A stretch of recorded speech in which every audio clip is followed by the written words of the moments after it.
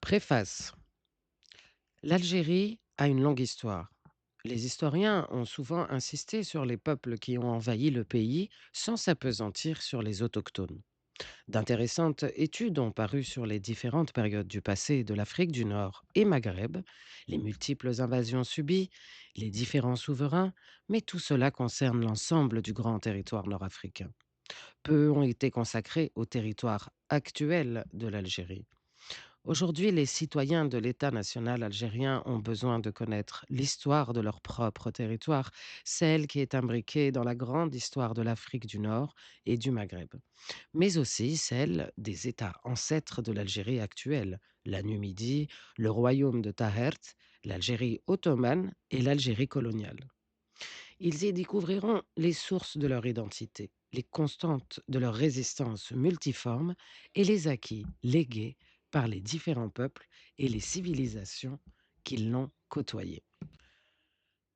Certains caractères de ces dernières ont été effacés par le temps et il n'en reste que des souvenirs et des ruines. D'autres ont enrichi et adouci les rameaux du rude chêne Amazir et ont fait de notre pays un carrefour méditerranéen entre l'Orient et l'Occident arabe d'une part, entre le nord européen et le sud africain d'autre part.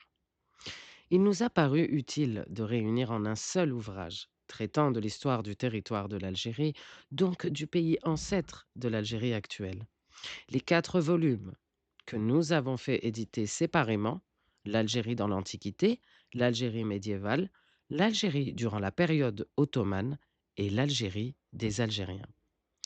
La première partie, l'histoire de l'Algérie dans l'Antiquité, celle des Berbères et de leur royaume, est la moins connue.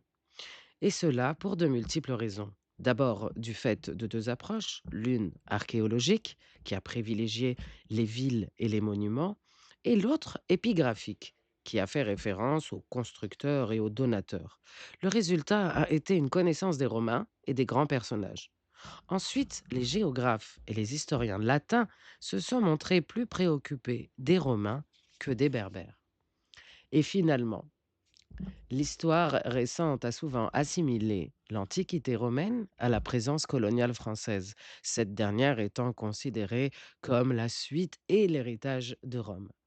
Il en est résulté une histoire axée sur les occupants et non sur les Africains. L'idéologie coloniale a pris le pas sur l'histoire et beaucoup n'ont pas compris que l'histoire de notre pays commence avec celle de ses premiers habitants, les Berbères. L'intérêt des Algériens pour l'histoire de l'Antiquité a commencé avec le souvenir des ancêtres symboles de l'amour, de la liberté et de l'indépendance, Massinissa, dont la devise était «L'Afrique aux Africains», et Jugurtha qui a continué son œuvre.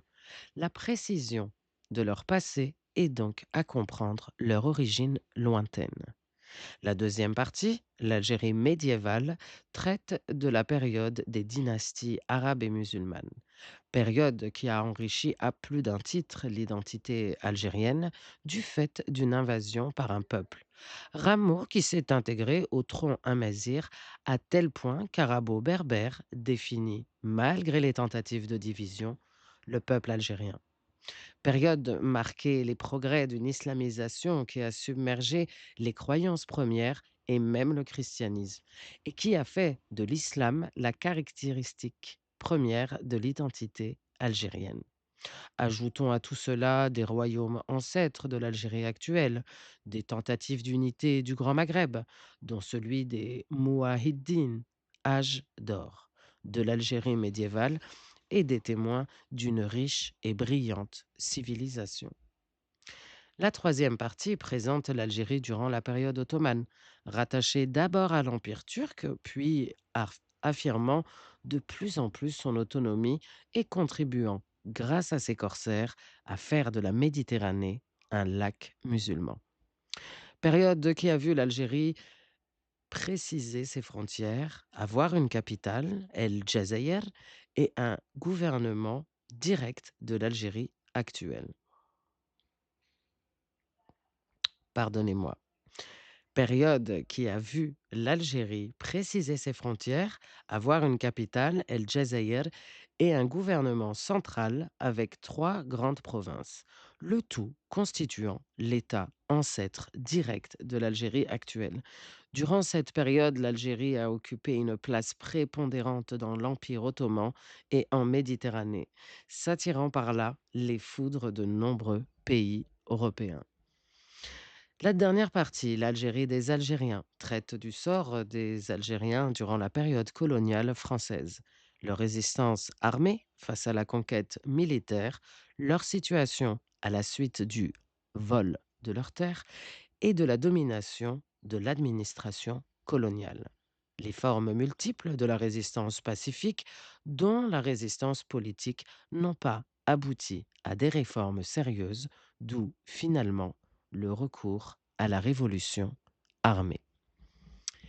Voici présentée et achevée la préface de cet ouvrage L'Algérie des Algériens de la préhistoire à 1954, signé Mahfoud Kaddash.